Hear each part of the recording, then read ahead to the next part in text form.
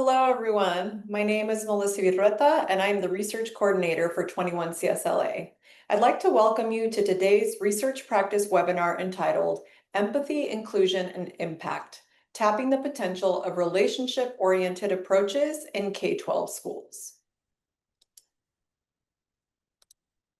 Today's webinar is hosted by 21 CSLA. We are dedicated to the professional learning and support of California's educational leaders at the teacher, site, and district levels to create more equitable learning environments that ultimately improve success for underserved students. The commitment that guides our work is that Leaders for Equity transform education by improving access, opportunity, and inclusion for both students and adults. Our focus is particularly on those who are systemically marginalized and historically underserved, ensuring that everyone in our educational community has the opportunity to thrive. 21 CSLA is a project of the California Department of Education, the California Collaborative for Educational Excellence, and the State Board of Education. Before beginning today's webinar, we would also like to acknowledge the land that we occupy. In our active dismantling of the oppressive and erasure effects of colonial structures, we would like to acknowledge that today's webinar takes place on the land which the University of California at Berkeley occupies, the territory of Huichin, the ancestral and unceded land of the Muwekma Ohlone peoples. We recognize and honor the continuous presence and living history of Indigenous peoples. I would now like to introduce you to today's webinar host, Dr. Jabari Mahiri, Chair of the Leadership Board of 21 CSLA and Faculty Director of the Berkeley School of Education Leadership Programs. Thank you, Melissa, and welcome everyone to our 21 CSLA Research Practice webinar. Today's webinar invites us to take a critical look at how relationship-centered and equity-driven approaches can transform school culture and outcomes for African-American/Black students. This conversation emerges from a powerful kickoff event and a collaboration between 21 CSLA and the Bay Area Geographic Leads Consortium entitled Improvement in Action, Reducing Suspensions for African-American/Black Students Network Improvement Community. In this webinar, we will explore the research and frameworks behind these approaches and share practical strategies educators can use to shift systems and overcome common implementation barriers. Our goal is to give you tools you can bring back to your teams and schools to create more equitable and inclusive learning environments. As we listen, we invite you to reflect on our central framing question: how can educators leverage relationship-oriented approaches to build more inclusive, equitable, and high-impact learning environments for African-American/Black students? This is a pre-recorded session designed to give you access to the discussion at your convenience, while also allowing time for deeper reflection. Let's dive in. To get started, I want to introduce our presenter for today's webinar, Dr. Sean Darling-Hammond. Sean Darling-Hammond is an assistant professor in the Community Health Sciences Division in the School of Public Health at the University of California, Berkeley. He previously served as an assistant professor in the departments of Community Health Sciences, Biostatistics, and the Education Policy at the University of California, Los Angeles. His research examines how K-12 practices such as restorative practices, exclusionary discipline, and school policing impact student health, mental health, with a focus on identifying policy pathways that promote health equity. His work has been published in journals such as Science Advances, Proceedings of the National Academy of Sciences, and Nature Human Behavior, and has been supported by the National Science Foundation, the National Institutes of Health, and the American Educational Research Association. Darling-Hammond has earned his JD and PhD in public policy from the University of California, Berkeley. We're honored to have him leading today's conversation.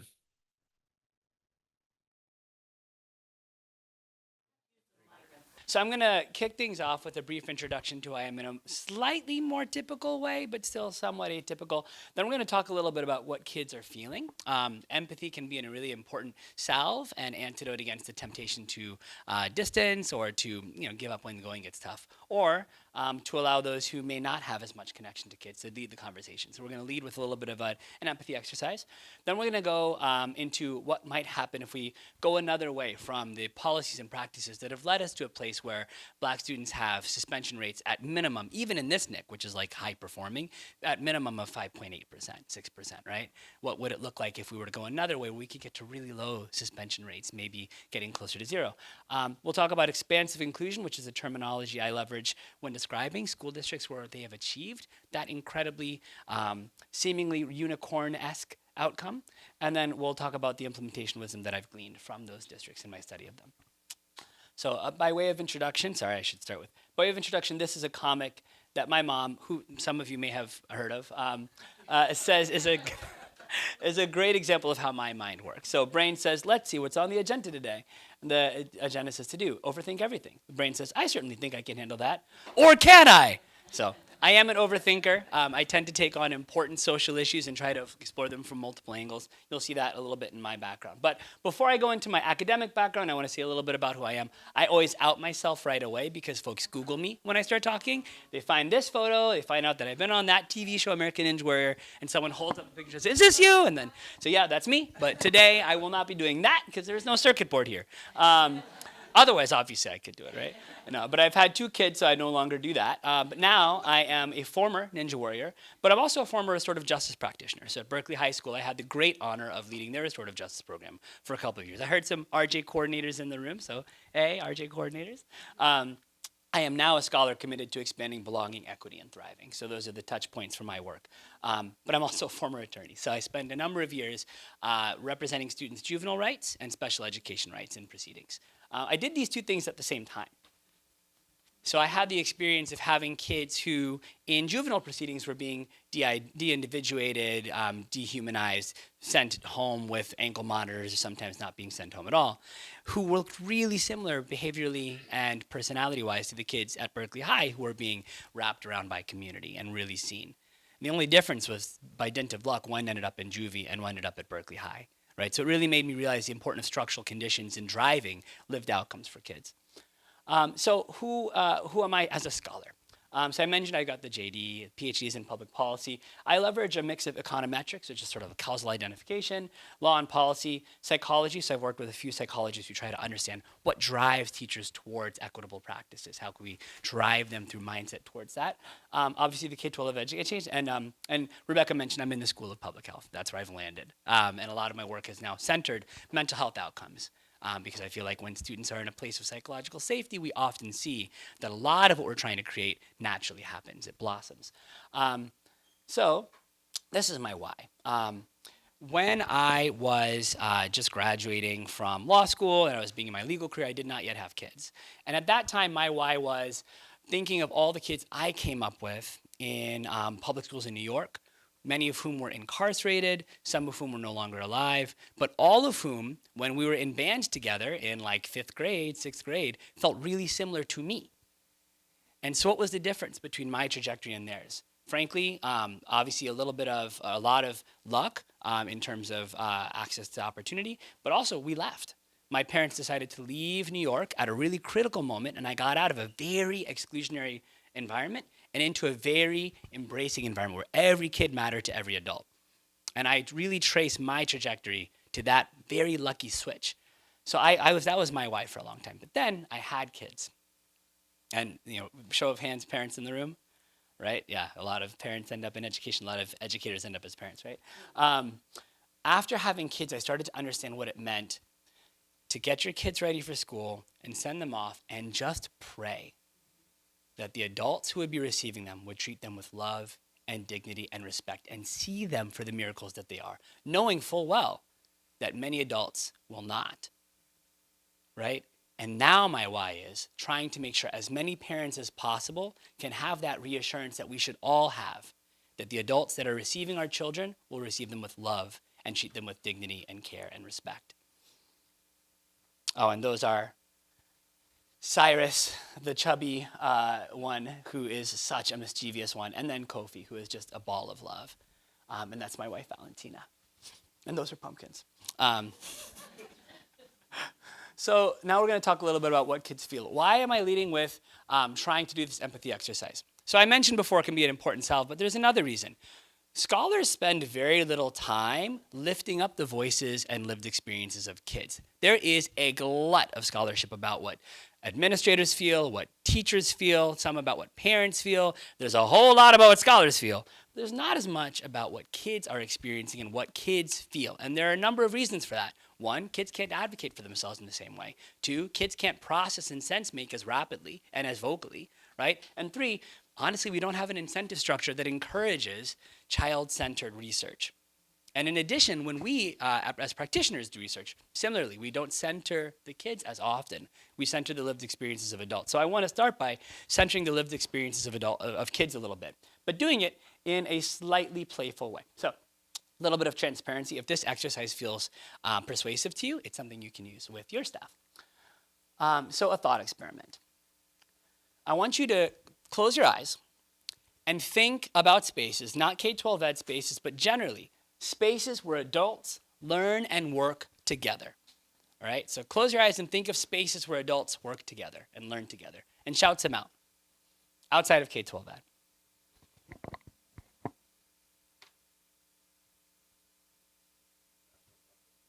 Conferences, okay. Where else? Any workplace. Business office, right? Business offices. Restaurants. Hospitals, right? These are places where lots of adults congregate, lots of adults have to work together, right? So when conflicts emerge in these spaces, what do effective leaders do? And again, feel free to shout it out. They talk to the adults. Why do they talk to the adults? What do they say? Figure out what's going on, like get some idea of the conflict, right? And what are they trying to do by figuring it out? Resolve it, right? Trying to resolve the conflict. All right. Why? Why is conflict resolution so important in adult workplaces? What is it? So they move forward. Move forward towards what? Solution. Sorry, say again? Accomplish whatever goal that you have set forth, because no work is going to get done if there's constant turmoil. So no work is going to get done. So it's not only accomplish something, it's avoiding something. What are they avoiding?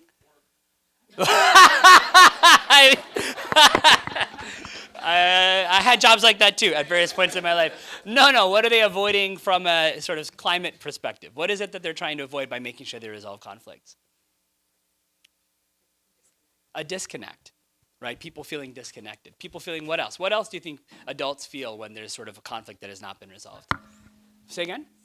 Stuckness. I love that, right? Like there's a spiritual stuckness. I'm still in the conflict. I can't get back to the place where I could really work with this person and see them eye to eye. Stuckness. I like that. I've not heard that one before. I'm going to stick with stuckness.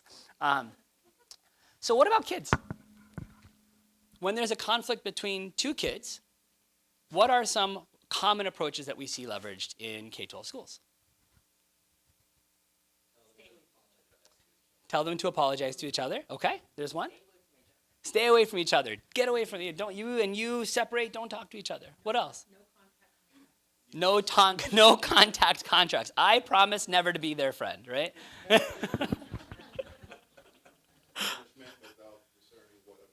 Punishment without discerning what occurred. Non-educative responses that involve, quite often, exclusion, right? So what would happen to adults and to workplaces if we used non-educative exclusionary responses when adults didn't get along, right? So I want you to imagine for a second. Someone said hospital at one point, right? So we've got Sally and John, two doctors at a major cardiac surgery clinic, right? And John has said something. He put his foot in his mouth. He really offended Sally, right? And what the head of the hospital decided to do is say, John, get your scalpel, get your other stuff, and just get out of here. All your surgeries are canceled, you're kicked out, and you can come back 2 days from now, all right?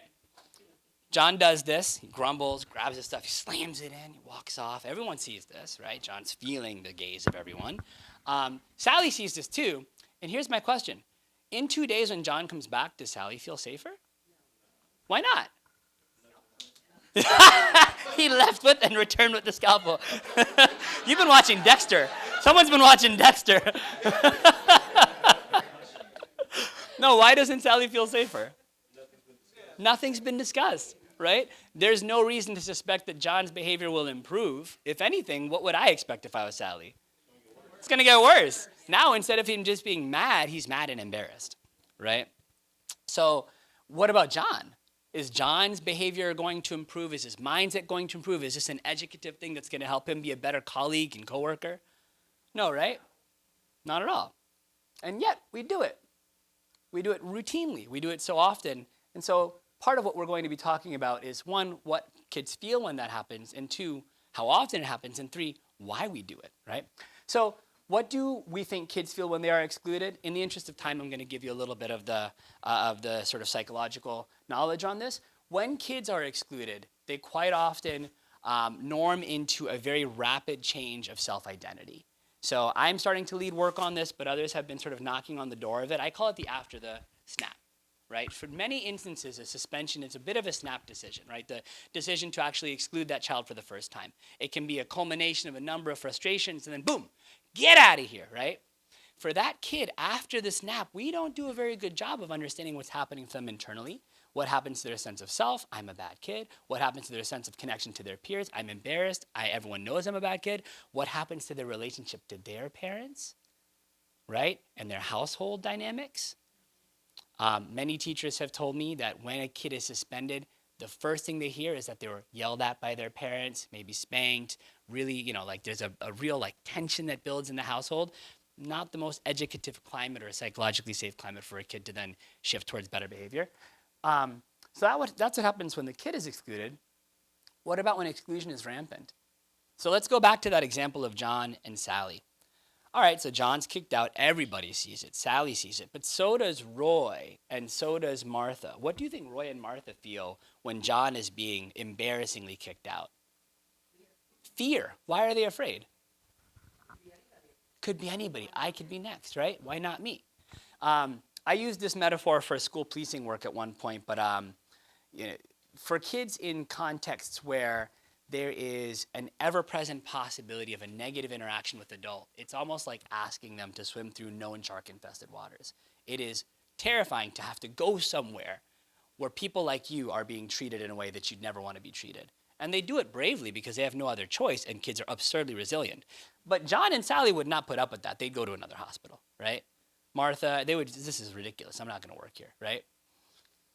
So when exclusion is rampant, what we know is that school belongingness goes down not just for the kids who are suspended, but the ones who observe it, and particularly the ones of the same race. So in an LPI report I published a couple years ago, I found that the black students who are not suspended, or in a high suspension environment, have really low school belongingness as well, controlling for all the sorts of things that you think might be driving that at the student and school level, right? Just being around it makes the zeitgeist feel less safe. And when you feel like it could be me next, of course you don't feel like you belong. Nobody belongs, especially someone like you. And what about when conflict simmers? So we talked a little bit about that before, right? People are going to feel disconnected. They're not going to want to work together. But from a psychological standpoint, when you know there are a lot of pissed off people who are being mistreated, it does not make you feel the safest, right? So when you're in a high conflict, low resolution environment, and raise your hand if you've ever been in a situation where conflict just felt like it could bubble up, right? Were you like, I want to go there every day? Or you're like, let me get the F out of here, right? We've all been in those kinds of spaces and contexts. We know what the instinctual need is for us as human beings when we're in that kind of place. And yet there are so many schools, and really I'm going to say so many classrooms in particular. And I'm thinking of the classroom just across the wall from my first grader's classroom. He ended up in a classroom where conflict is rare and resolved quickly. Across the wall, his best friend is in a classroom where the teacher is very punitive, known, has a rep for it, has been punitive for decades, right? And as a result, I'm watching, just a few weeks in, I'm watching kids. Shoulders are going up. They're just freaking out to be there. They're not learning as well. They're not enthusiastic, right? Because they're in a conflict simmer environment. And their opportunities for relationships to each other are dwindling, right? When you don't feel like it's safe, you're not going to be your brave, authentic self. You're going to be worrying about how you might interact with that person who's elevated, or that teacher who's pissed off at that person, right? So when conflict simmers, it reduces psychological safety and ultimately has other secondary effects on academic achievement. So I mentioned the after the snap effects. I'll just summarize them. So for kids who are suspended, especially if it's their first time, it's a new identity. I'm a bad kid. They're grappling with this, a dark future. I'm stuck on the wrong path. And so recent work by a postdoc at University of Texas Austin found that that's what a lot of kids feel when they're suspended. Oh, I know that people who are suspended, it's on their permanent record. Everyone's going to know this about me forever. It's going to affect every job I apply for. They feel like they're stuck now, right? And unless there's some alternative sense making, that's what's swimming around in their head. They're losing sense of social connection. You know, everyone's making fun of me, mocking me, ridiculing me, seeing me as a bad kid. And then I mentioned the familial strain. I'm not a source of joy for my parents. I'm a source of stress, right? That shift in how they're seen with their parents. And when they're surrounded by exclusion, and I call this kind of the echoes of the snaps, right? If you're in a context where you yourself are not being sent to the principal's office, but other kids are, there's this fearing the stamp, right? If I'm suspended, it'll follow me forever. And the poisoning of relationships throughout the school. Like, this is just how the adults are with us. They're against us. They're not for us. They're not connected to us, right? So given all this, why do we suspend? So I'm not going to do, sometimes I do like a Q&A peppering, but I want to get through a lot in an hour because this is like, I've done a lot of these. This is probably my most powerful group. Like, I just want to really connect with you all and make sure that I'm imparting as much wisdom as I can from the folks that I've learned from. So I'm going to just keep moving. So here are the philosophical roots of exclusion. Incapacitation, retribution, deterrence, and reformation, rehabilitation. What does that sound like? Does that sound like school or something else? Jail, right? It sounds like prison or jail, right? So the idea behind suspensions is, one, you can deter the behavior by giving someone enough fear of pain or by the fear of the exclusion. Two, that you can reform their behavior and improve their behavior by giving them an opportunity for post-punishment reflection.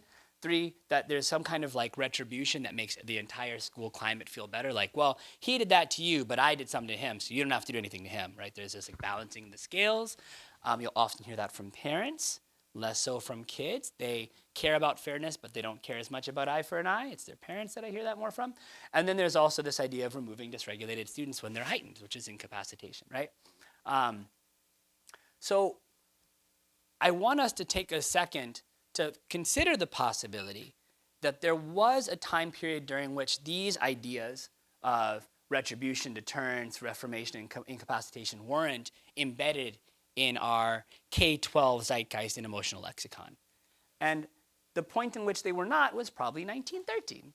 In 1914, William Bagley wrote an extremely influential treatise called School Discipline. It had that cover, kid you not. There have been new covers since because, you know, in the third edition, they thought maybe that was not the way to go. But his views about what would lead to positive behavior from kids stemmed from a widely debunked idea about extrinsic motivators that suggested that kids' brains worked the same as dogs and other animals. Just as if you are really rough with the dog when they do something you don't like, they won't do that again. They thought that if you were really scared the crap out of kids, punished them aggressively, that they would do what you wanted if they made a mistake and the response was really punitive. That was the belief. So if you've heard the term spare the rod, we weren't thinking that way always, right? There was a moment where psychology really pushed this into the zeitgeist and it became the norm. And of course, we had lots of corporal punishment in schools. There's still 22 states where we have them. I'll show you some stats on that later. We're not one of them, fortunately. And lots of suspensions. But the goal was not to educate children, to shift their mindset, to improve their behavior in some way that would align with our current beliefs about psychology. The goal was to make them feel really, really shitty. And excuse my French, right? And it works for that, right? But query whether it works for other things. So we've had many periods of escalation and de-escalation in our use of suspensions over the years, but none of them have been tied to social science. If you think of sort of the like war on drugs, war on kids, I shouldn't say war on kids, war on drugs, war on crime period. It's a Freudian slip if ever there was one. During that period, we had this big shift, but there wasn't like a big glut of social sciences that this is the way to reduce drug use. This is the way to improve student behavior. No. We just felt like this is what we needed. Why do we have this feeling that we need to be so punitive to kids, right? I think it's very important, especially when we're talking to staff who are sort of like, but you have to be like, why do you believe that? Where does that belief come from? not just for you individually, but historically, where does that belief come from? And is that true for your experience? Think back to what you'd want if you were in a workplace. Would you want someone to be really aggressively punitive with you? Would that improve your behavior? So why do we think we would do that with kids? This is why.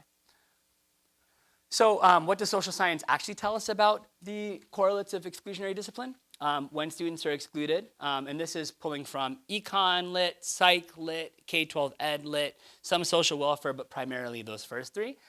We see declines in school connectedness, not surprising, declines in school climate, declines in academic performance, increases in dropout. More recently, Michael Nino and I'm forgetting the other co-authors on that paper, but there's a really great paper that came out recently that showed that students who are suspended are much more likely to develop depression in midlife, and that the depression risk rate actually grows over time. So it's kind of like that moment that we were talking about, that after the snap, it's not just like a single snap. There's kind of a process that emerges when kids have that shift in identity and shift in social connection and all the other things. It can lead to a very different life from a cognitive standpoint, from a behavioral standpoint. And speaking of behavior, why did we say we wanted to suspend again? To improve behavior, right? And yet, Lacalci and colleagues did phenomenal work in 2023 and documented that students who were suspended had more misbehavior in the following period compared to students who had engaged in similar conduct and had different responses, right? So there may be better ways to get the behavioral outcomes we want. And then increases in juvenile and adult incarceration. This is a chart from Schollenberger's work from 2015, comparing the never suspended student to the ever suspended student. This is specific to black students. So a never suspended student, a student who makes it through K-12 and is never suspended, is about 2 to 3 times less likely to drop out, is about 2 times less likely to ever be arrested, is about 7 times less likely to be juvenilely confined, and is about 7 times less likely to be confined as an adult. So that ever suspension, that snap, can be horrifically impactful from a risk ratio perspective.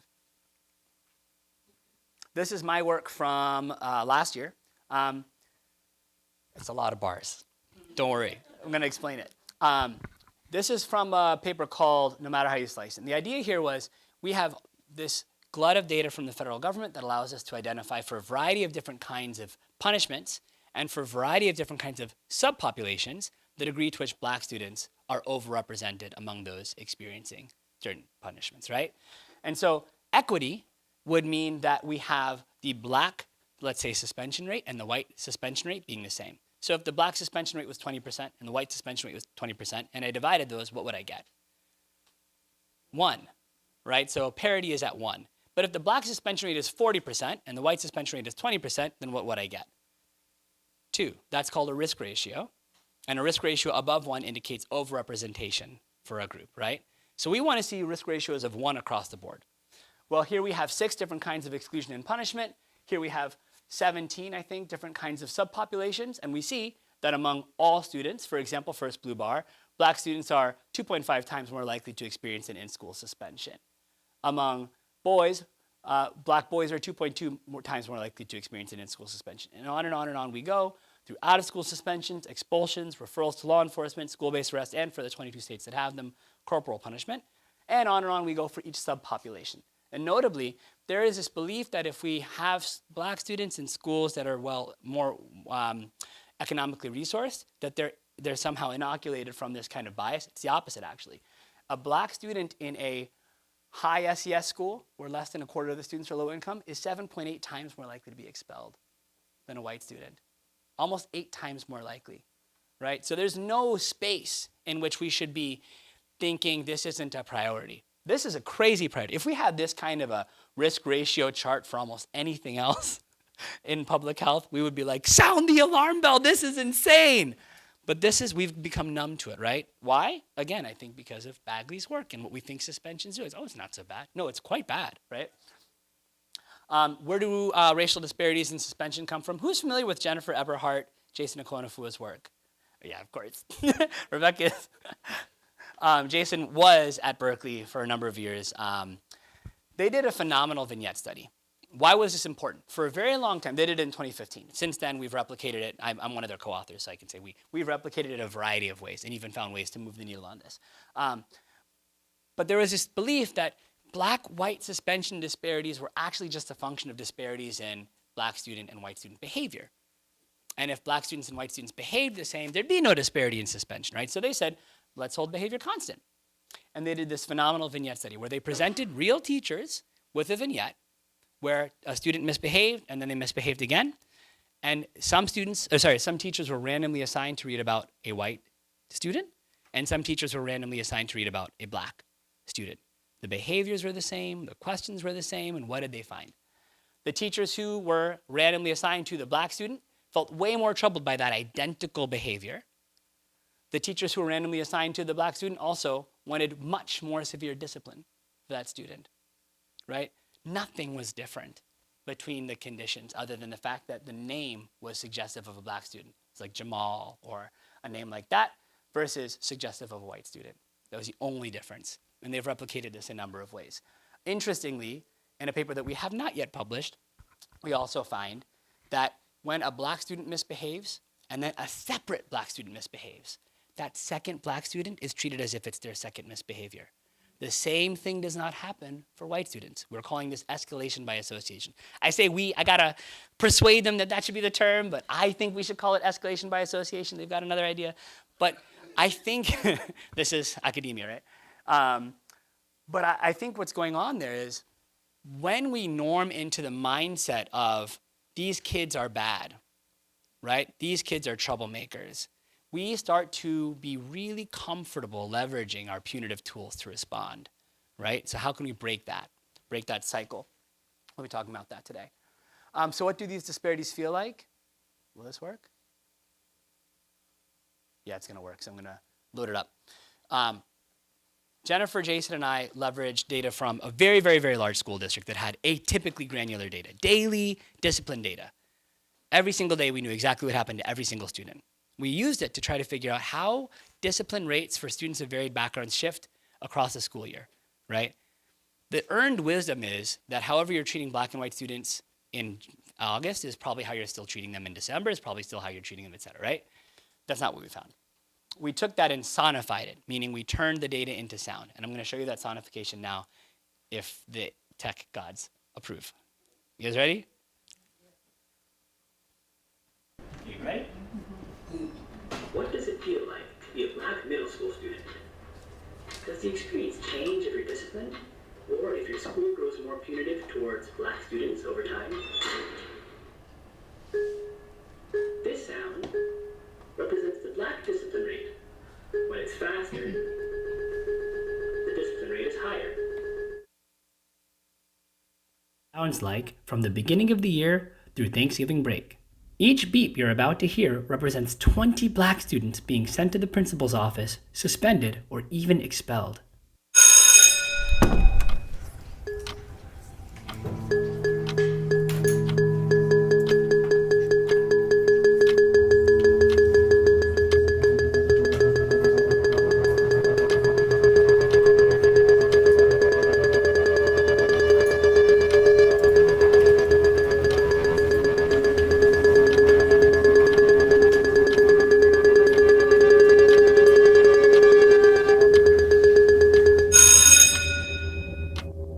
By November, the black discipline rate is 10 times higher than what it was at the beginning of the year and 50 times higher than the white discipline rate at the beginning of the year.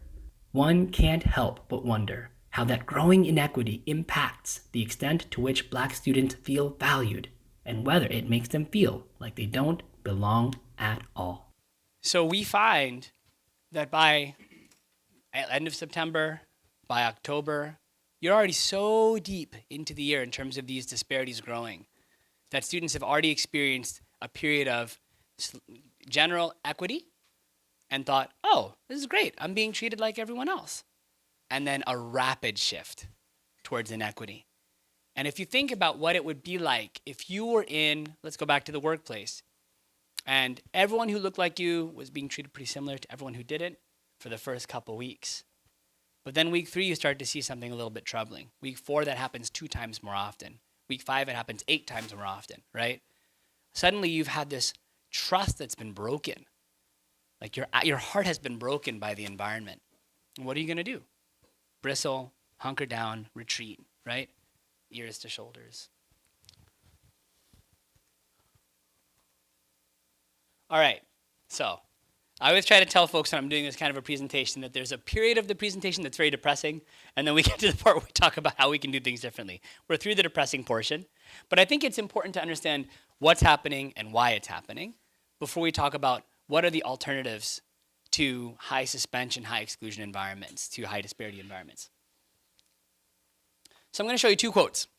These are from Cameron Simmons. He was a student in Oakland Unified Schools when Oakland made a huge investment towards restorative practices after the Rethinking School Discipline federal program happened in 2013-14. The first quote is Cameron's experience of school before being in his first restorative school, and the second is his first experience of restorative practices in schools. So this is Cameron's experience of school in OUSD from, say, 2000 and, let's see, he would have been 2004 to 2013, sometime around that. I dropped out of school. Actually, they kicked me out because I didn't want to give them my hat. It was real zero tolerance. I was expelled for defiance for putting a hat in my backpack instead of giving it to them. I've cut out here, it was a Giants hat, so that's why I didn't want to give it back. And I had had bad experiences since preschool, so it was easy for me to be like, forget this.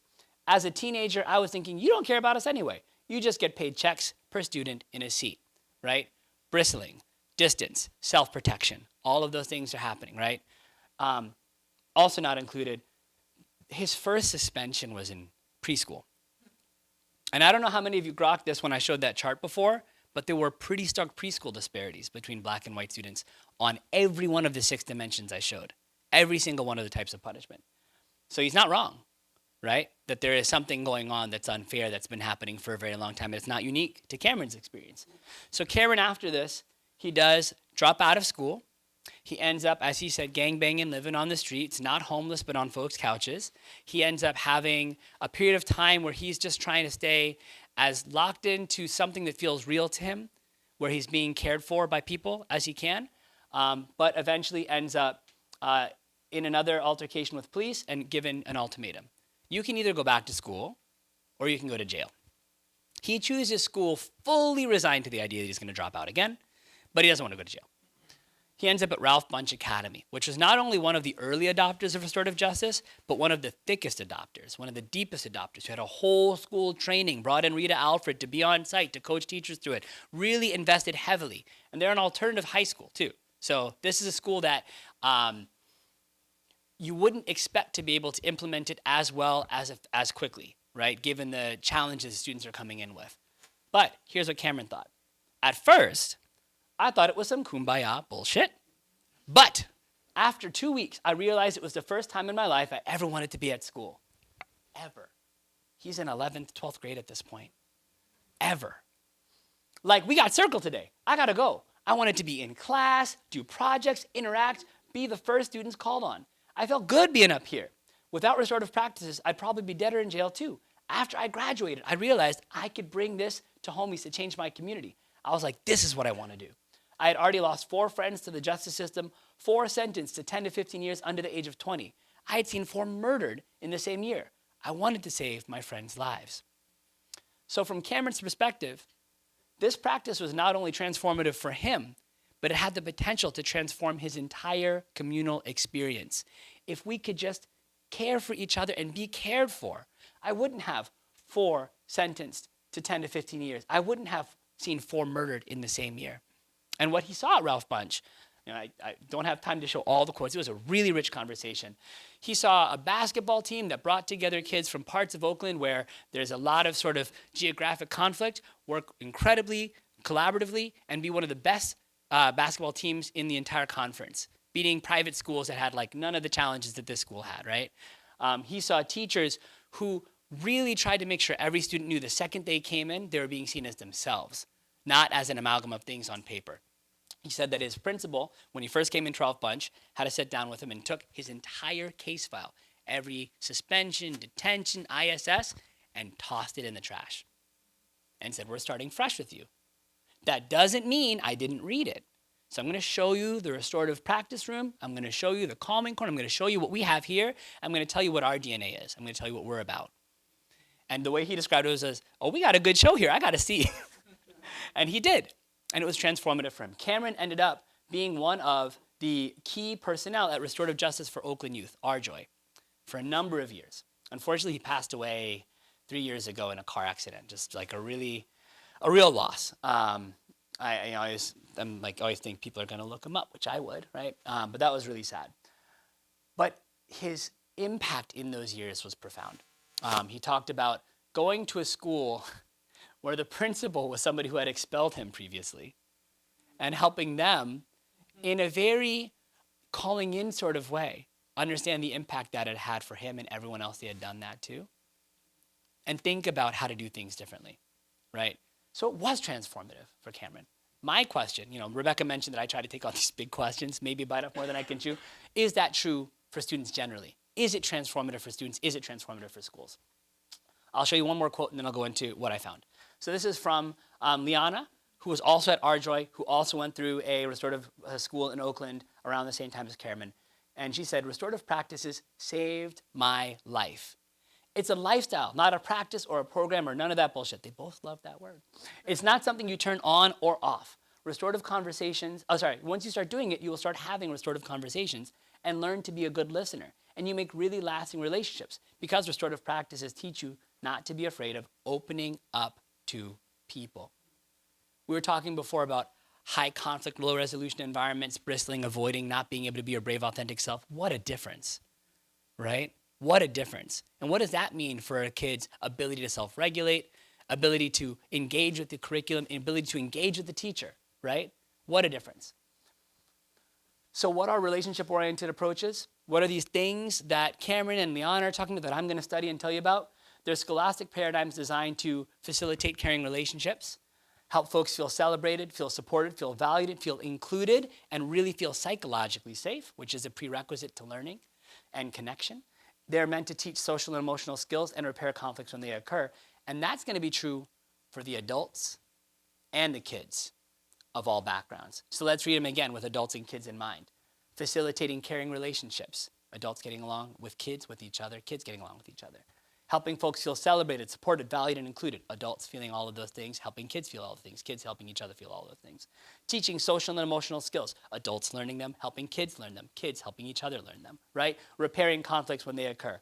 Adults doing that with each other, doing that with kids. Kids doing that with each other, right? At all levels of all backgrounds, right? We're not just talking about the kids or the adults who find this easy. We're talking about for everybody. That's what it looks like when you have a relationship-oriented approach. So in Fostering Belonging, Transforming Schools, I try to document the impact of students getting lucky exposure to these kinds of practices or not getting exposure to them, as well as what happens in schools make big investments in them. Here's what I found. When students go from 5th to 6th grade, in most cases, in my data in all cases, in most cases they're doing it not because they've chosen to leave a school, but because they ran out of runway on elementary school and they had to go to middle school, right? And in that moment, it's a fairly quasi-random shift in their exposure to different practices. It's also a very important one. If you had to guess where we see the suspension rate jump the most from one grade to another, what grade do you think is the most dangerous? 6th grade. Whenever I have school leaders in the room, they're always like 6th grade. But like any of the policy folks I talk to who aren't connected to schools, like, I don't know. Senior year, senioritis, I don't know. It's 6th grade because that is the moment where we shift from an elementary school mentality, homeroom, I'm going to know you, we're connected, to a course, go, go, go, academic mentality, and we don't have time for misbehavior, right? Our perception of what kids are and what their learning needs are and what the communal learning needs are completely changes overnight from the perspective of the kid. And so we see, when I say an explosive increase in suspension rates, I mean an explosive increase, a 4x increase in the suspension rate in California data in the years that I've observed it, right? Compared to every other year, you don't see any kind of jump like that. It's just like, poof, right? So this is the year that matters if you're trying to reduce the number of students who are experiencing that snap we talked about, right? So what I looked at was what happens for students who quasi-randomly gained exposure to restorative practices by ending up in schools that were using them more than their 5th grade classroom. And what happened for students who had the opposite experience. Here's what happened. This is a student's change in exposure to relationship-oriented practices, specifically conflict resolution. This is their change in outcomes. Students who had increases in exposure to restorative practices saw declines in suspension and days suspended, increases in their standardized ELA and math scores. That's incredible in my mind, because for many, many years, scholars of restorative practices, scholars of relationship-oriented practices kind of framed it as a Faustian bargain. Well, you can have peace in your school, but you're going to see academics go down. That's not what we see when we actually interrogate what happens for students who gain access to these programs, rather than just saying, well, what happens if we have a professional development that a third of teachers show up to, right? So we also see big reductions in Black, White, and Latinx white discipline gaps, and big reductions in Black, White, and Latinx achievement gaps. Partially because, as my colleague and buddy Alvin Pierman has found, there's a relationship between those things. Schools where you have smaller discipline gaps tend to have smaller achievement gaps, right? When students are feeling included, regardless of what they look like, they tend to feel like they should excel and are expected to excel, regardless of what they look like. I also did this by looking at data at the school level, right? So student level models were limited by the data that I could the outcome data that I could follow students with over time, but school level models were not limited in this way. So I looked at schools, 220 middle schools from 2013-14, 2018-19, seeing what happened when schools increased their utilization of these practices, right? And so now I'm gonna have a lot more outcomes I can show you, right? So what happened in schools that increased their use of relationship-oriented practices? Buckle up, this is big. Declines in misbehavior, declines in gang membership, declines in victimization. Let's focus on those three first.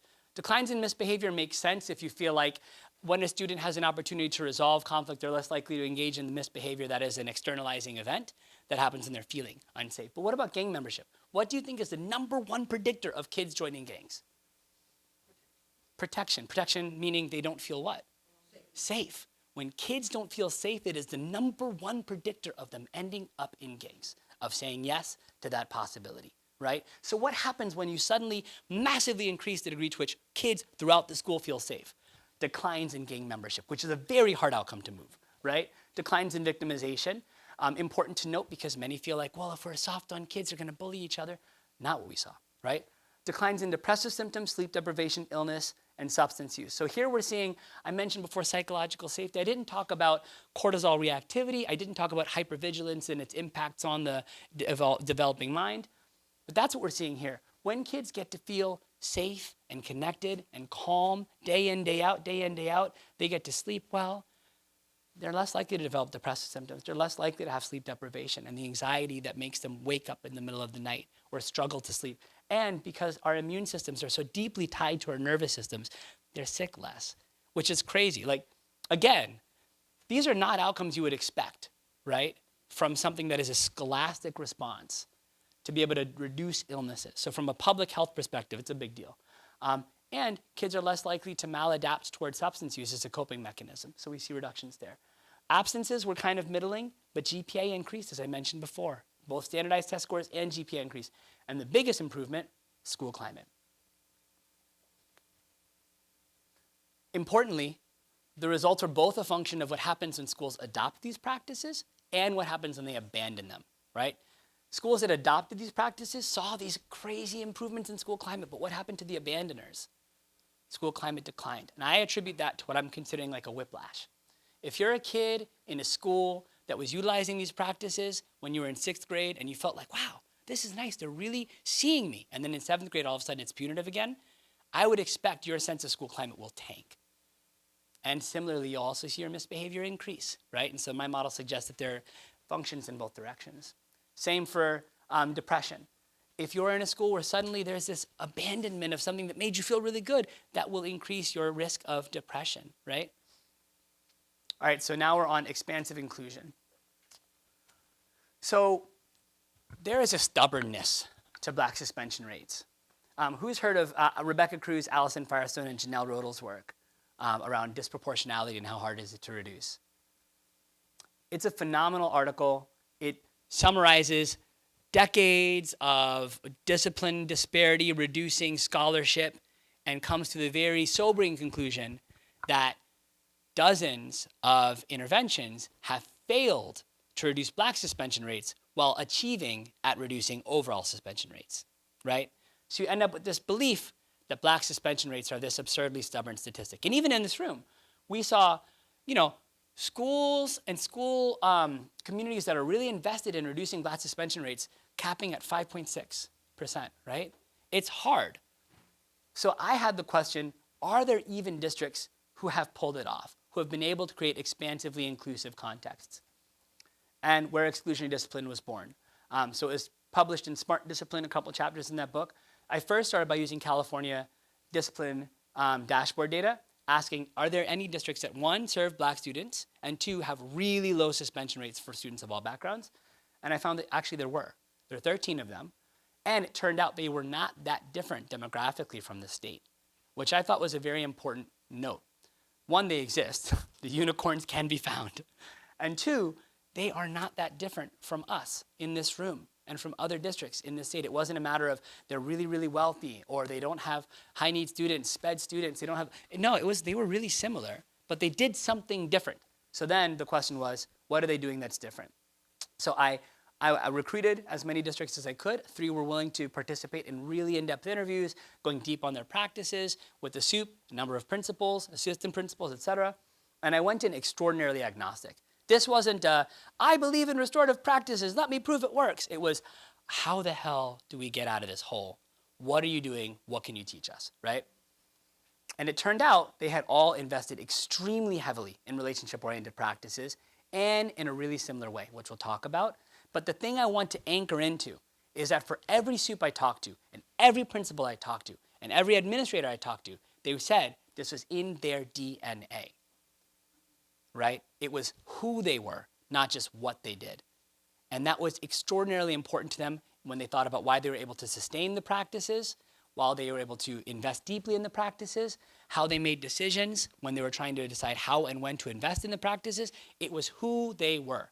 So they always prioritized relationship-centered, child-centered approaches over anything else, despite headwinds by parents, despite staff that were unsure. It was who they were, and they wanted to make sure that staff and parents understood that. Like, hey, I understand you have a concern about this, but this is who we are, right? This is our DNA.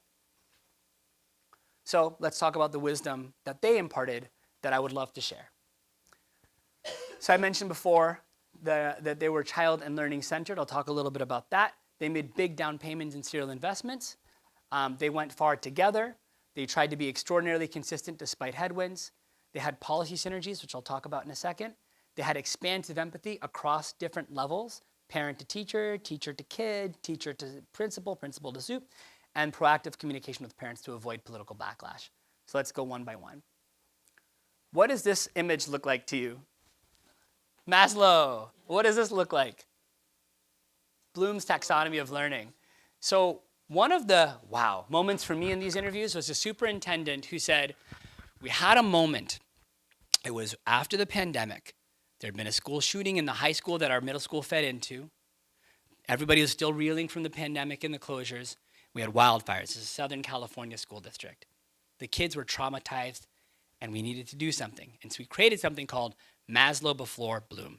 And the idea was, kids can't learn anything if they're not psychologically safe. What is the number one thing in Maslow's hierarchy? Psychological needs, including psychological safety. They said, we don't have that foundation right now. So it doesn't matter how phenomenal our math instruction is. It doesn't matter how great our phonics programming is. They cannot learn if they are not regulated and safe. We're going to invest in that. And there was pushback, right? They said, we're doing SEL every single week. We're going to invest in it. We're going to spend a lot more time on that, and we'll get around to the academics. But it worked. By the end of that school year, they had returned to the academic achievement they had had before, which was already quite excellent, and their kids were happy, and their staff was happy, right? So Maslow before Bloom. Here's an example of Maslow before Bloom at work. This is from a principal. We have the ABCs: act safely, be responsible, and care for others. Students get slips if they do any of that, like success tickets. We do drawings every Friday while playing ABC by the Jackson 5. I choose one kid from each grade level. We celebrate at spirit assemblies. I start Mondays with Monday messages, a positive goal we're honing in on. Things like empathy, controlling emotions, or finding a friend. I want kids to celebrate being the best they can be. I think the result is the culture is better and kids actually want to be at school. She's creating the Maslow. She's investing heavily in the Maslow. And I'm sure there are times where they're like, but we have to get through this and that, and can we really do the ABC thing? And she would say, we do it every week. Because if they don't have that psychological safety, nothing else is going to work out. Here's another example. If you haven't built relationships with students, then there's nothing to restore. If you don't have a relationship with him, he'll never stop rocking that chair for you, even if you send him to the principal's office, right? So here we're seeing the importance of investing in and creating an environment for relationships for everything else to work, not just the academics, but also the other relationship-oriented practices that might be involved, right? And another, instead of it being high school teachers focus on content, we decided we're going to lead with relationships. Even when we were returning from COVID, we were leading with relationships. Relationships first, then the academics follow. We're a high-achieving district, and the idea that academics will follow relationships has been true. This isn't even the district that did Maslow before Bloom. It's how consistent it was. You'd think from this that this is the soup who did Maslow before. There's a different soup of the three, right? But they all had this idea that relationships are the precursor. So the next is a learning-centered educative response to misbehavior. I mentioned before, if we think about adults in a situation where adults have had a conflict, we would want, as adults, for the response to help folks learn and grow and reconnect, not just feel punished and pushed out. So this is from there's a soup who said, I have a mug that says leader of tiny humans. Kids are not a different species than adults, right? That's not what Bagley thought, but the superintendent knows better. All the hopes, fears, and needs that we have, they also have. They have them for themselves, and they model what they see from us. We have to remember that and treat them that way. We need to ask, what would you want to have happen if you made a mistake? Another aha moment for me when I heard this. I've had staff say, when students don't turn in homework, we should take away recess. And then I've had their principals say, so if you don't turn in your grade reports, we take away your lunch break? And they say, no, you can't do that. And kids are still learning behaviors.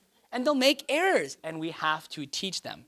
So when I say it was in their DNA, I mean, this is how readily that response was available for this soup, right? It's in the DNA to be educative and child-centered. So if someone says, well, we got to do this, they're like, come on now. Would you want that? Oh, right, empathy, right. We need to be thinking about how we help them learn. And it really gets away from the culture of we have to use punishment as a tool to help them behave, right? More on educative responses. This is from a principal. There's a principal who is commenting on how the PBIS framework had empowered a more educative response. Now we're helping a student who is causing a distraction in class. Instead of just giving it attention that doesn't actually change the behavior, now we're able to have a conversation and explain to the student that this is what we're going to do. And this is why it's not okay. And I want you to try this instead. It actually gives the student the opportunity to correct the behavior in a real way instead of just feeling like, oh, I screwed up, so I have to do this. We're actually providing an opportunity for them to fix things instead of being stuck in this categorization or track they can never get out of. So the stigma, the self-belief, the after the snap stuff, they were very aware of that and they wanted to avoid it. Instead, provide students with a very scaffolded, tailor-made opportunity to learn. Again, educative, right? Not punitive. I'll skip this one because it's more of the same idea, but I'll just say the main point, the main takeaway was anchoring on what the student did well, not focusing on how the student had disappointed. And I mean, I'm a parent. I know that there are moments where you're frustrated and you're like, but you didn't take your laundry and it's in the floor and I got to pick it up and I do it every day, right? You have that moment where you're frustrated. It's normal and natural, but you have to anchor into what was done well to build on that foundation of what is working well and build the student's belief that they can do things well and that they can be seen when they do things well, right? So that was a big part of what this principal is talking about. So I mentioned big down payments and steady investments. For the soups, this meant professional development was across the entire school. If any teacher didn't understand what they were doing, why they were doing it, the DNA of the district, that was a risk in their minds for a slide back. Whole school PD. That also meant induction had to ensure that sort of floor was there. So when new teachers came in, there had to be a very carefully scaffolded induction process to make sure that floor is maintained. And if you think about it, in California in particular, churn is crazy, right? The amount of teacher turnover is pretty marked. So if you train everybody in 2022, 2023, by 2025, 26, how many of those trained folks are still there, right? So if there's no induction process, if there's no sort of resurgence of this floor, you're going to be at 2/3 maybe, 3/5 of folks being trained in this practice. What does that mean for a student's experience as they hop from one classroom to another? Well, they're treating me well, but here I got to put my shoulders up, right? And that's not what you want. You want it to be in the DNA. Regular coaching. So I mentioned Rita Alfred at Ralph Bunch, but this kind of idea of having someone on hand to help teachers who are really trying to make that change. They're at that moment of persuasiveness, of willingness, but it's hard. It is hard to change practice. And it's not something you can do when you're like stressed and doing 10 other things and you're trying to manage the academic aspects and you're forced to do this PD at the same time. It's hard. Having a coach can help someone set achievable goals, stick to them, see progress, stay motivated, etc. So I felt like that was really important. And then PLCs, obviously, like this, but intentional professional learning communities for staff, for superintendents, for principals, to try to really create some kind of communal learning. So I'll give an example of a steady investment. I loved this.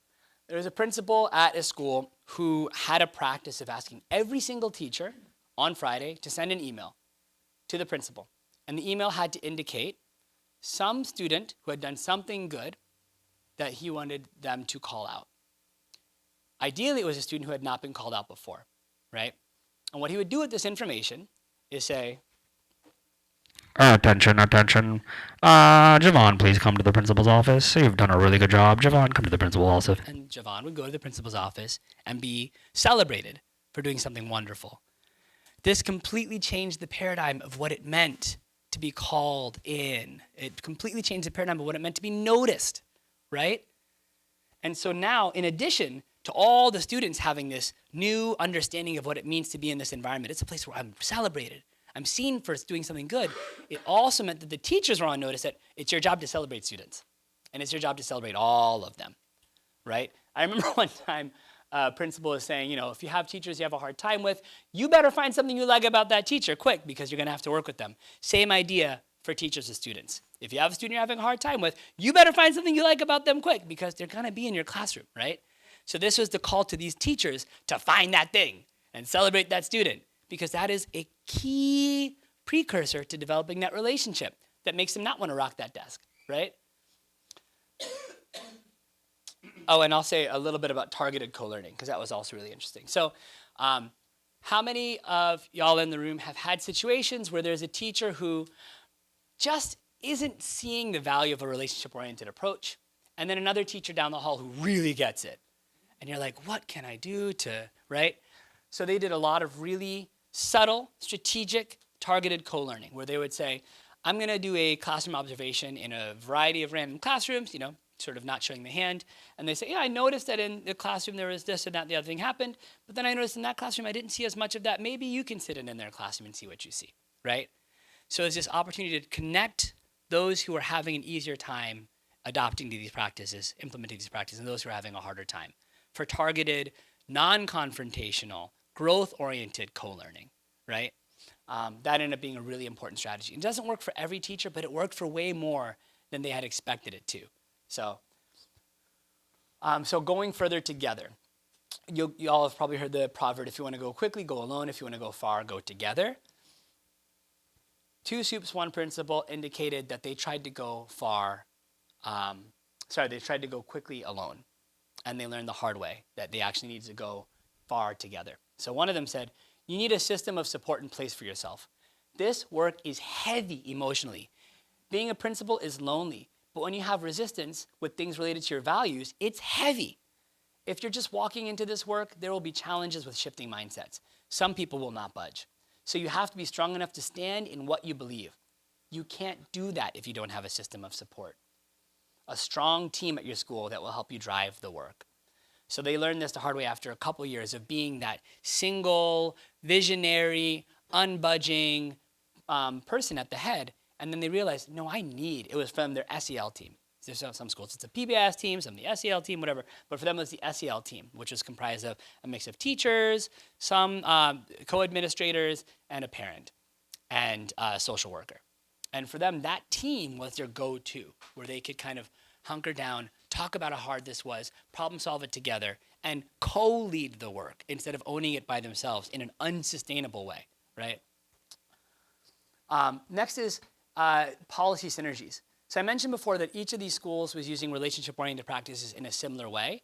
When I say in a similar way, I mean they all had the same sort of cocktail of PBIS, SEL, and RP, which I found quite surprising because I feel like, one, I hear these used as buzzwords quite often, and so typically a school will use one, maybe two of them, but one or the other will be buzzwordy rather than real.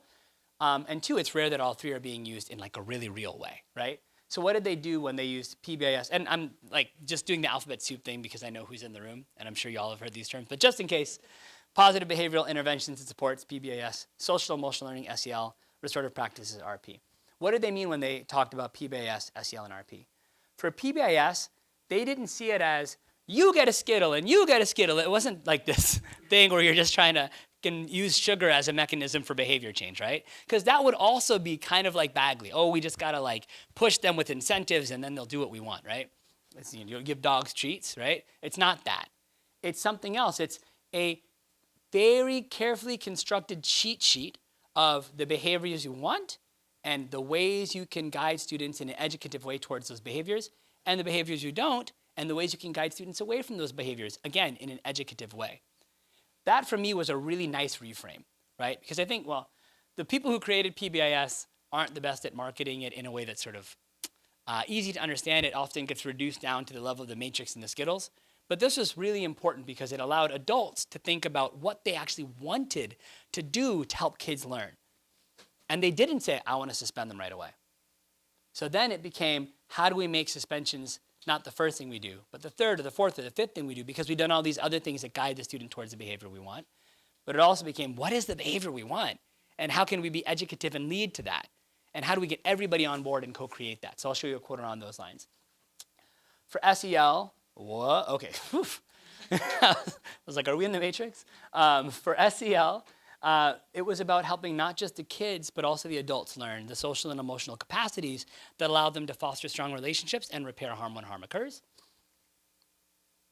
And for restorative practices, it was both repair and community building practices. So who's heard the term restorative justice, right? Who's heard it as being positioned as distinct from restorative practices? Yeah, so like half. So restorative practices are broader. Restorative justice is what you do to ensure justice after a mistake has been made. But how do you reduce the number of mistakes and increase the number of relationships that can be restored? With community building practices, right? Think of those as like the tier 1 things that make people actually care enough about each other that they don't want to say something rude, and that if they do say something rude, they want to repair it, right? So in all 3 of these districts, and indeed in my work, even before I did this project, schools and districts that utilize restorative justice alone are really swimming upstream, because it is very, very, very hard to constantly be putting out fires. Now they're mad and they're mad, and I tried to get them to get along, but it didn't work. That is a really Herculean task compared to making sure that you have a baseline of strong relationships throughout the school, starting that early in the year, having that ABC every week, whatever it is that makes it a community, and then when there's conflict, there's something you can anchor into to repair the conflict, right? So it's community and repair. And so why are these synergies powerful? So PBIS, the cheat sheet, it creates a framework that doesn't just build students up like, hey, you did this, good job, and it celebrates them, Darnell, come to the principal's office. It's that, but it's also, it's a framework that avoids tearing students down.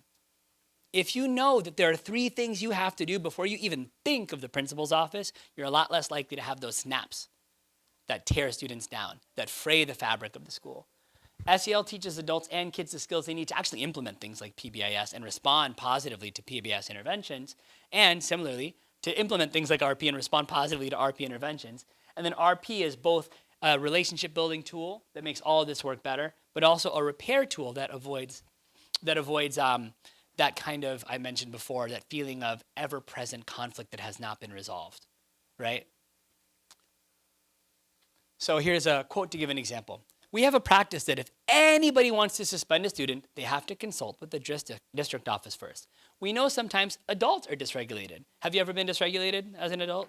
Yeah, same.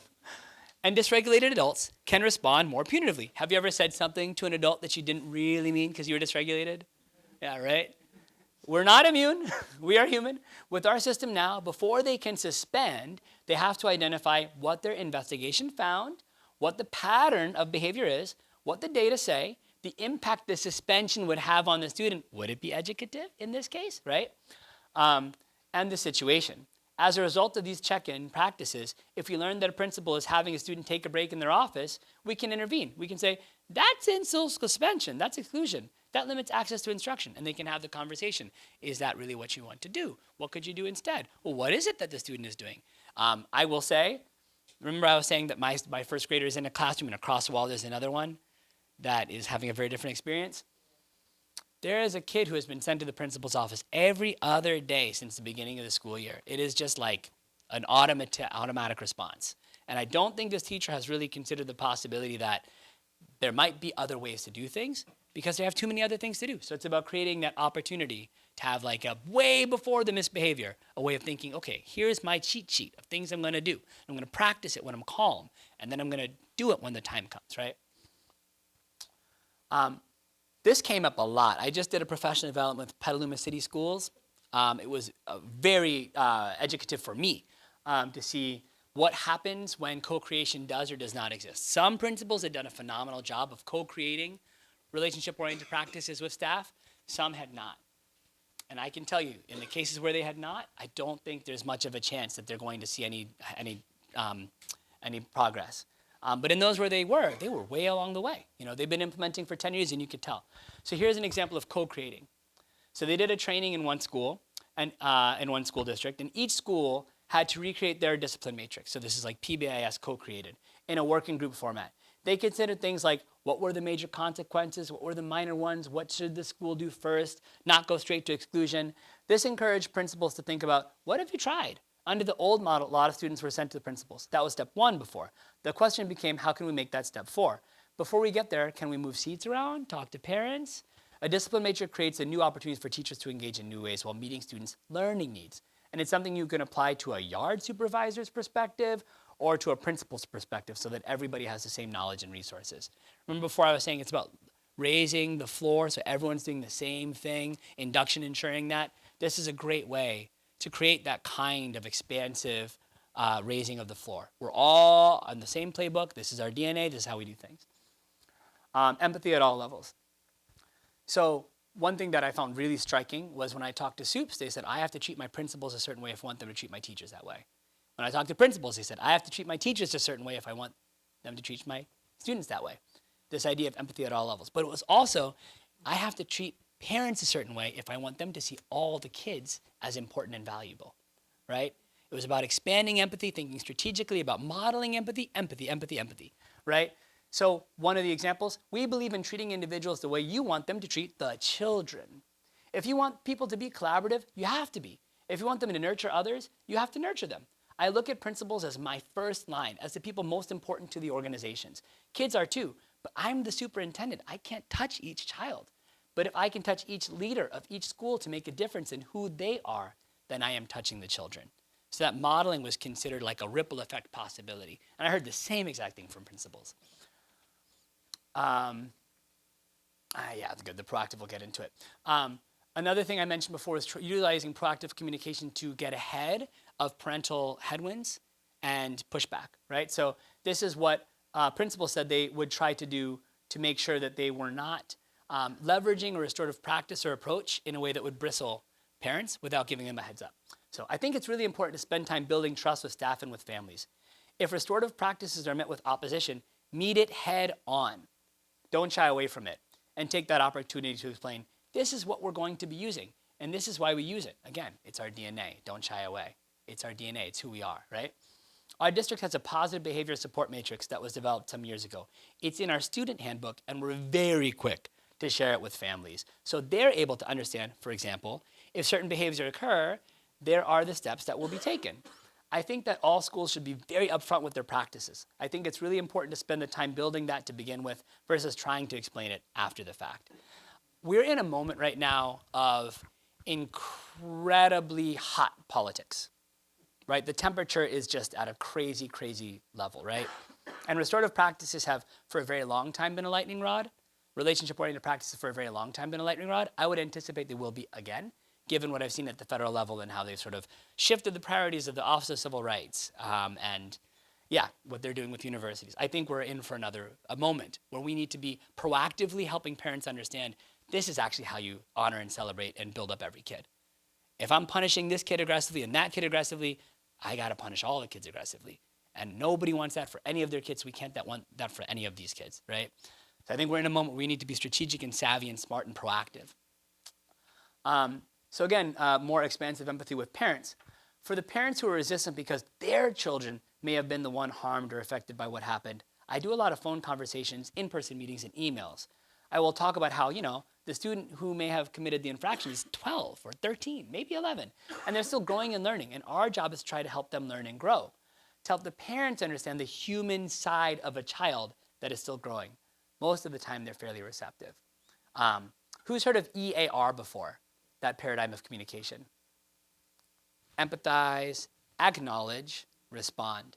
So many principals and administrators talked about EAR. I was like, do you guys know each other?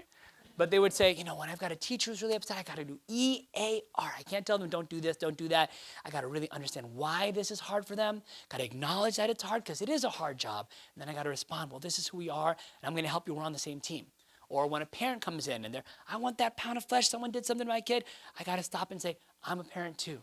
I empathize. It is hard to see your kid hurt.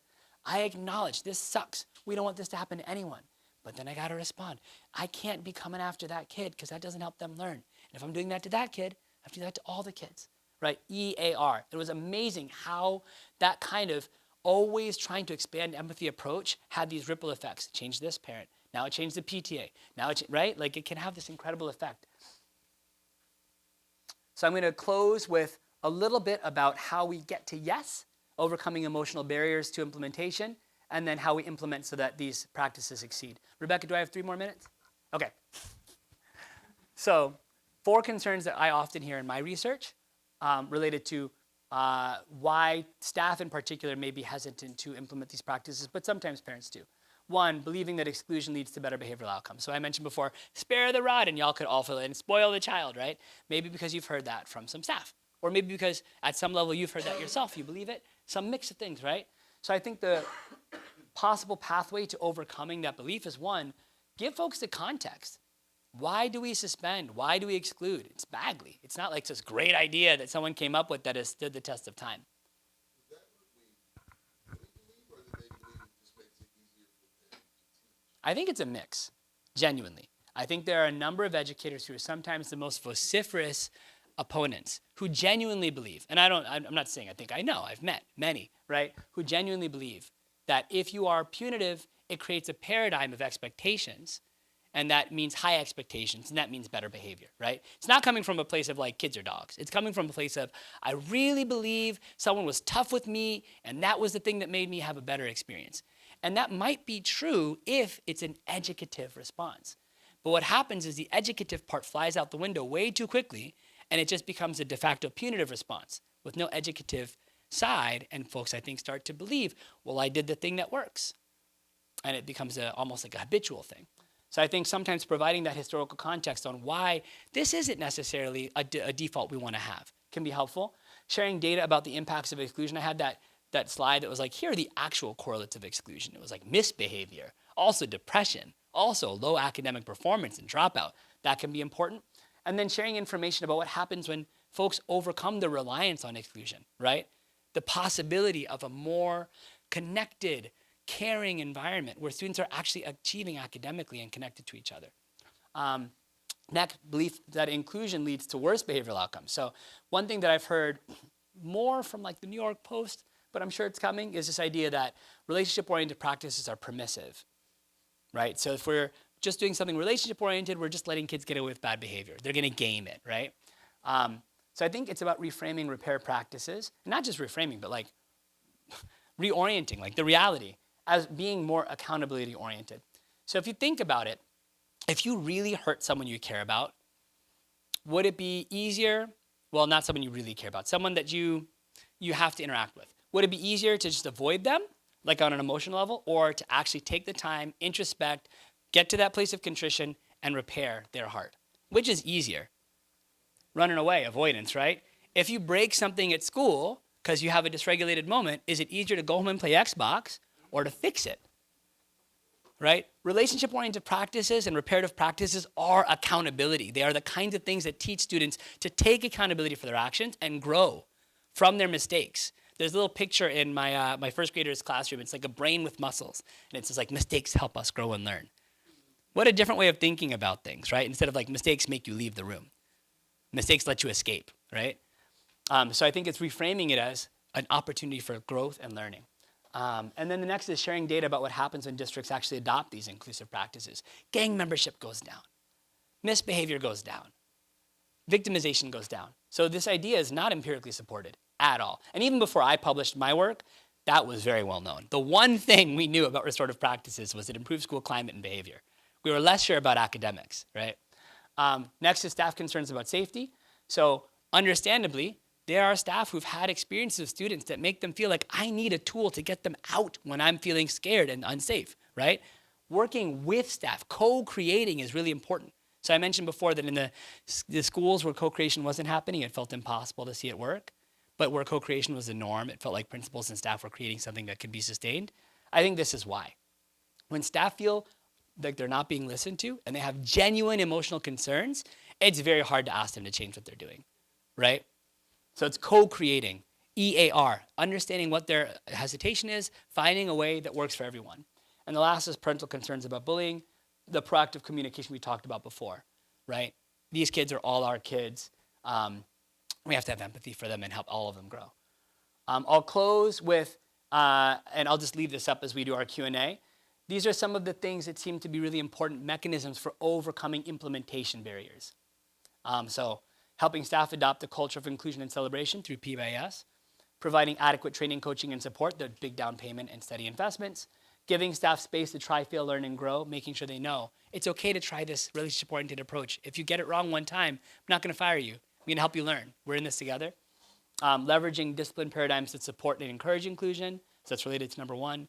Providing structural opportunities for folks to deepen relationships, A, B, C, things like that. Modeling relationship and empathetic approaches so that we can have empathy all the way down.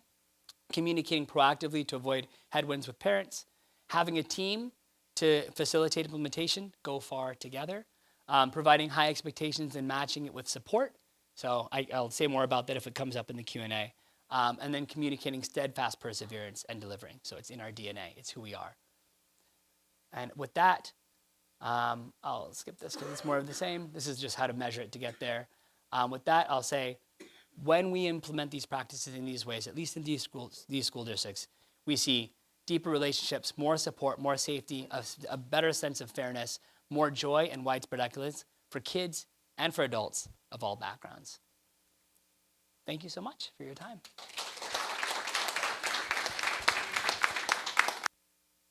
Thank you for that. That was wonderful and a really great presentation. I really appreciated it. One of the things that many of our districts are also working on, with addition to restorative practices, is increasing the ethnicity of people of color in their teaching staff. And I'm wondering, based on your data, were you able to isolate that all to see the effect of that? Yeah, so that's Travis Bristol's work and Talani Britton's work and some others, and they have found. I have one that's about, I have one article that's on that topic as well, but it's about school mental health support staff. But consistently we find that staff diversity, broadly defined, is related to improvements in minority student academic achievement, relationship quality, reductions in depression, and improvements in, reductions in racial harassment. So we find those kinds of outcomes, and that's for a variety of different kind of staff levels. So principal, teacher, I mentioned mental health providers is what I've done, but it's not necessarily a matter of matching. So initially we were thinking it's got to be a match. It's more about diversity, right? So the initial idea was like, okay, this kid has to be in a classroom with a teacher that matches their demographics.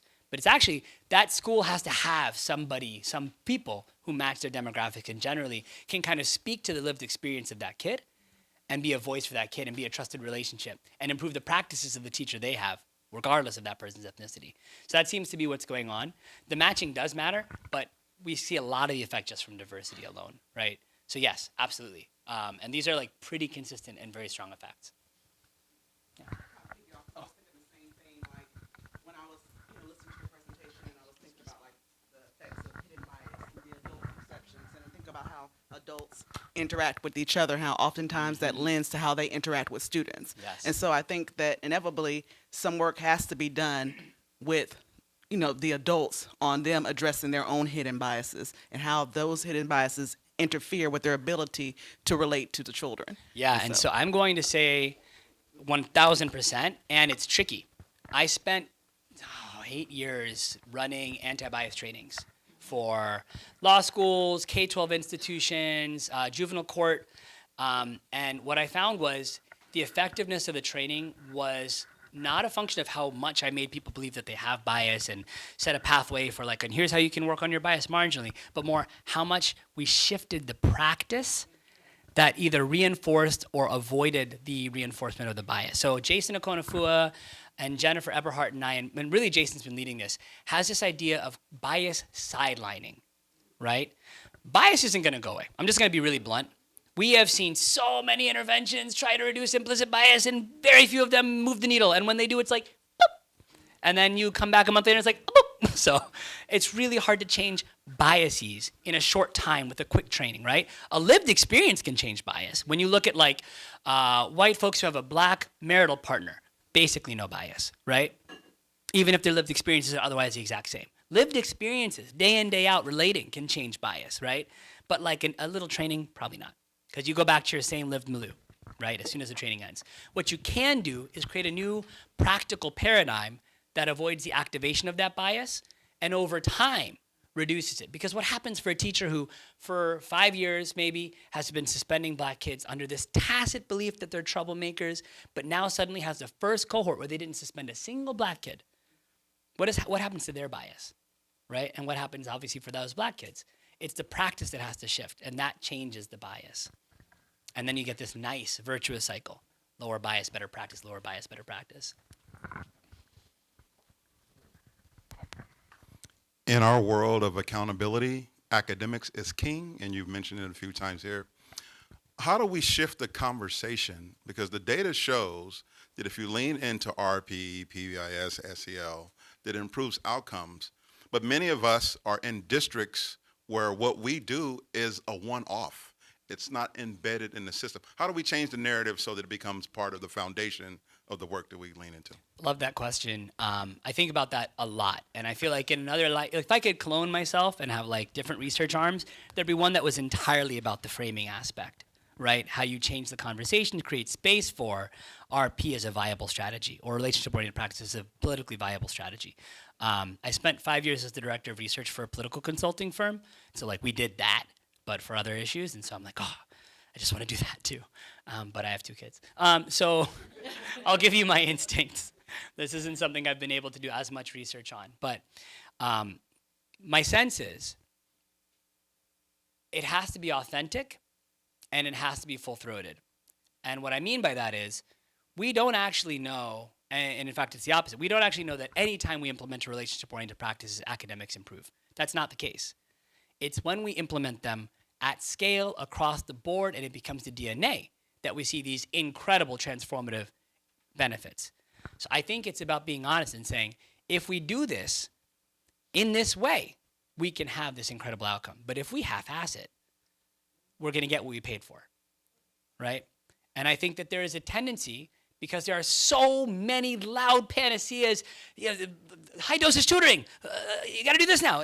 Like there's so many things that, we're being told we have to spend our money on that it can be hard to say, no, this is the thing that we're going to be unflinching on. This is our DNA. This is the thing that we're going to continually invest in, right? And yeah, that means crowding out other investments, but we get what we pay for.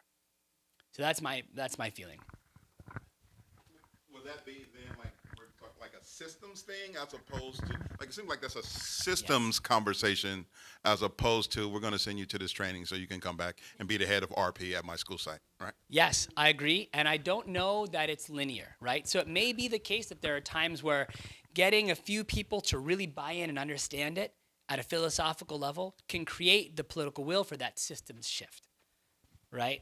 And every single district and school and educational unit will have their own journey and trajectory. Like the 3 that I mentioned, it wasn't like somebody just woke up one day and they were like, we're doing this, right? It was like there was a very unique organic trajectory of getting to a place where there was enough political will that they were able to do it. But then, I will say, it required immense and sustained bravery from the soup to stick their neck way out and stay in that position for a few years. And yeah, that's like a must-have. Yeah, thank you.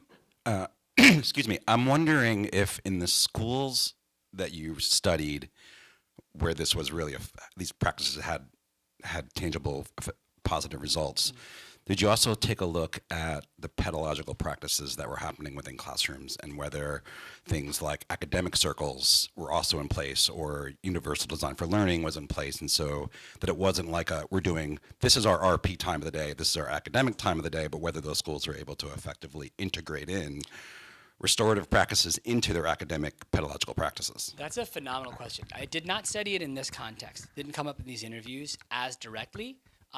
One of my colleagues is really interested in that, and then Fairfax Unified and I are partnering on an RPP to maybe create like a math RP thing.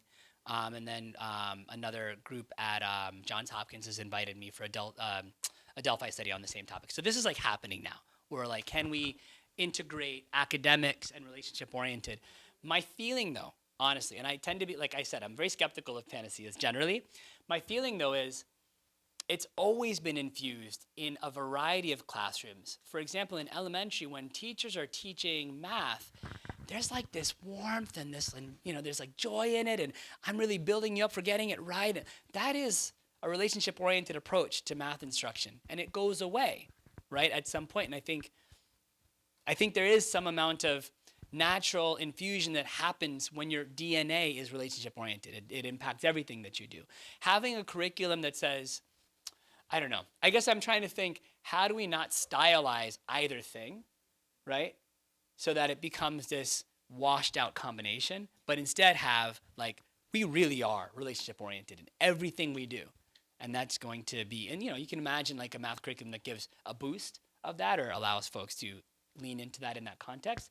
But I'd be sort of skeptical of something that says, we don't need RP and we don't need this math curriculum because we have RP math, and you know what I mean? Yeah. And I think that is maybe where things are headed, because we know that some of the biggest challenges that we've seen in terms of racial disparities in academic achievement and suspensions are in math classrooms.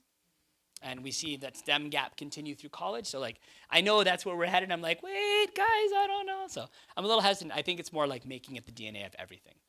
So thank you, Sean. Let's give him a big round of applause. Amazing work. Thank you. And thank you all for what you do. Truly, I didn't get to say this at the beginning, but I genuinely, from the bottom of my heart, thank you for caring, for investing, for spending the time.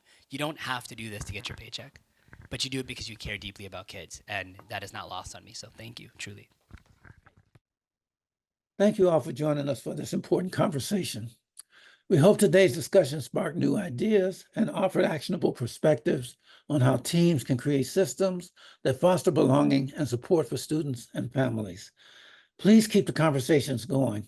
We look forward to staying in touch across all of our communications channels, including our website and social media.